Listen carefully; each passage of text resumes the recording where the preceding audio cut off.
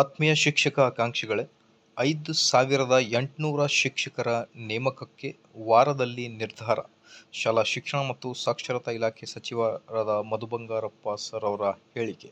ವೀಕ್ಷಕರೇ, ಈ ಒಂದು ವಿಡಿಯೋ ಬಹಳನೇ ಇಂಪಾರ್ಟೆಂಟ್ ಆಗಿರುತ್ತೆ ಶಿಕ್ಷಕ ಆಕಾಂಕ್ಷಿಗಳಿಗೆ.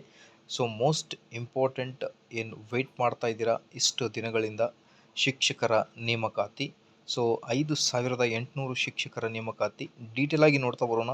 ಯಾವೆಲ್ಲ ನೇಮಕಾತಿಗಳು ಇದರಲ್ಲಿ ಮೆನ್ಷನ್ ಮಾಡಿದ್ದಾರೆ ಮತ್ತು 5,800 ಶಿಕ್ಷಕರ ನೇಮಕಾತಿಯಲ್ಲಿ PST, GPSTR, HSTR ಏನಾದರೂ ಇದರ ಬಗ್ಗೆ ಡೀಟೇಲ್ ಆಗಿ ಇದೆನಾ ಅನ್ನೋದ್ರ ಬಗ್ಗೆ ಡೀಟೇಲ್ ಆಗಿ ಮಾಹಿತಿಯನ್ನು ನೋಡೋಣ. ಅದಕ್ಕಿಂತ ಮುಂಚೆ please like, share and subscribe to my channel. ರಾಜ್ಯದಲ್ಲಿ 5,800 ಪ್ರಾಥಮಿಕ ಶಾಲೆ ಶಿಕ್ಷಕರ ನೇಮಕಕ್ಕೆ ವಾರದಲ್ಲಿ ಕ್ಯಾಬಿನೆಟ್ನಲ್ಲಿ ನಿರ್ಧಾರ ಕೈಗೊಳ್ಳಲಾಗುವುದು ಎಂದು ಶಾಲಾ ಶಿಕ್ಷಣ ಮತ್ತು ಸಾಕ್ಷರತಾ ಇಲಾಖೆ ಸಚಿವರಾದ ಮಧು ಬಂಗಾರಪ್ಪ ಸರ್ ಅವರು ತಿಳಿಸಿದ್ದಾರೆ. ಸೊ ಇದರಲ್ಲಿ ಕ್ಲಿಯರ್ ಆಗಿ ಹೇಳ್ತಾ ಇದ್ದಾರೆ, ಪ್ರಾಥಮಿಕ ಶಾಲೆ ಅನ್ನೋದ್ರ ಬಗ್ಗೆ ಮಾಹಿತಿಯನ್ನು ನೀಡ್ತಾ ಇದ್ದಾರೆ.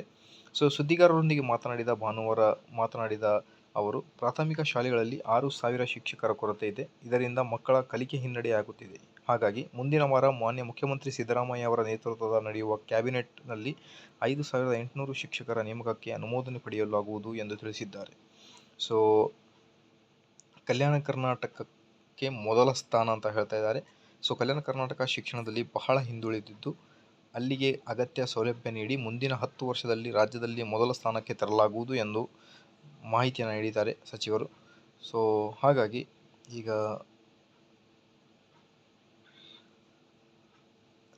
ಆದಷ್ಟು ಬೇಗ ಶಿಕ್ಷಕರ ನೇಮಕಾತಿ, ಇದೇ ಥರ ಮಾಹಿತಿಗೋಸ್ಕರ ಲೈಕ್, ಶೇರ್ ಆ್ಯಂಡ್ ಸಬ್ಸ್ಕ್ರೈಬ್.